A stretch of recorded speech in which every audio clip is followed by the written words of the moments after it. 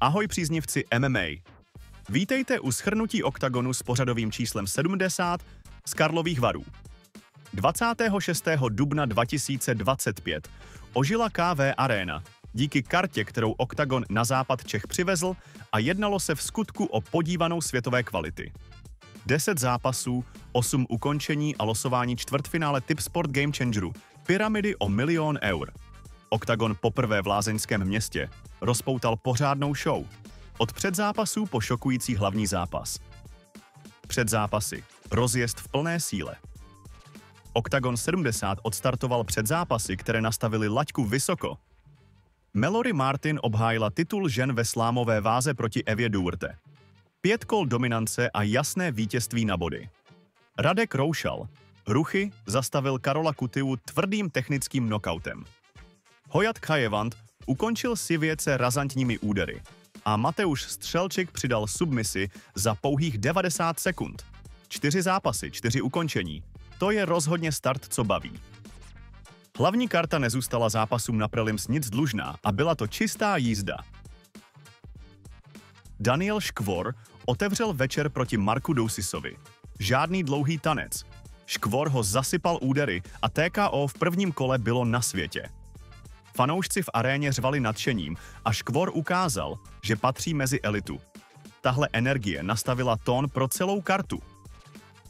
Piotr Wawrzyniak čelil slovenskému tvrďákovi Marku Mazúchovi, známému svými granáty. Všichni čekali přestřelku a dostali ji. Wawrzyniak na konci kola trefil přesnou ranou Mazúcha a ten tak padl v prvním kole. KO po 4,5 minutách. Polský bojovník si zajistil místo ve čtvrtfinále Game Changeru a ukázal, proč patří do pyramidy. Další zápas? Bitva, ve které rozhodly zkušenosti. Krzysztof Jotko, veterán UFC, čelil Ionu Surduovi. Surdu házel bomby, ale Jotko ho převálcoval taktikou a výdrží. Po 3 kolech verdikt sudích. Vítězství pro Jotka, který si tak udržel svoji neporazitelnost na evropské půdě.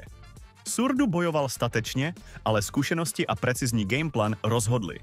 Jotko míří dál v Game Changeru. Vlasto El Chapo Chepo? Bestie v kleci. Erhan Kartal neměl šanci. Další očekávaná přestřelka, kterou oba borci doručili. Chepo se vrhnul na soupeře od prvních vteřin. Nakonec ho trefil přesnou kombinací. Boom! A Kartal ležel. KO v prvním kole roztleskalo KV Arenu. Chepo ukázal, proč je favoritem Game Changeru a fanoušci už sní o jeho dalším nářezu.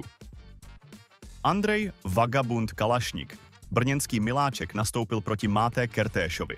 A co předvedl? Tvrdý direkt, který Kertéše poslal k zemi za 1,5 minuty. Další knockout, co otřásl halou. A pak si Vagabund získal i srdce karlovarských fanoušků, když se omluvil za ránu navíc, kterou v zápalu boje už neubrzdil.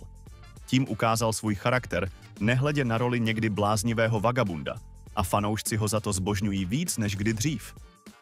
A teď vrchol večera. Samuel Pirát Krištofič, legenda, co ukončila Vémolu.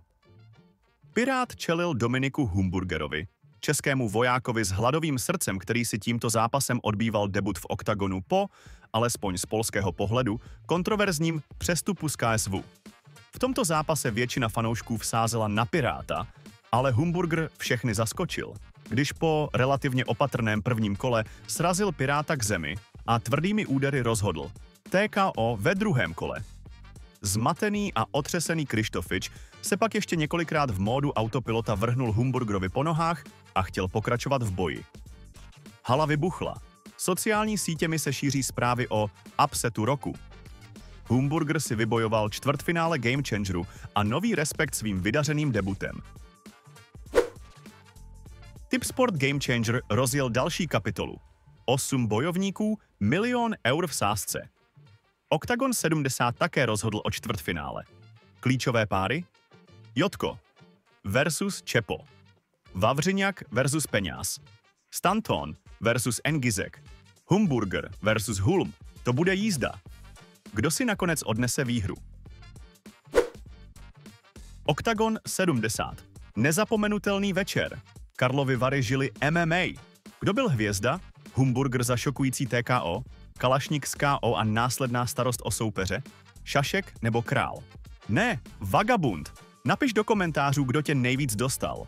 Pro další zprávy ze světa MMA dej like, sdílej a odebírej kanál. A díky za sledování.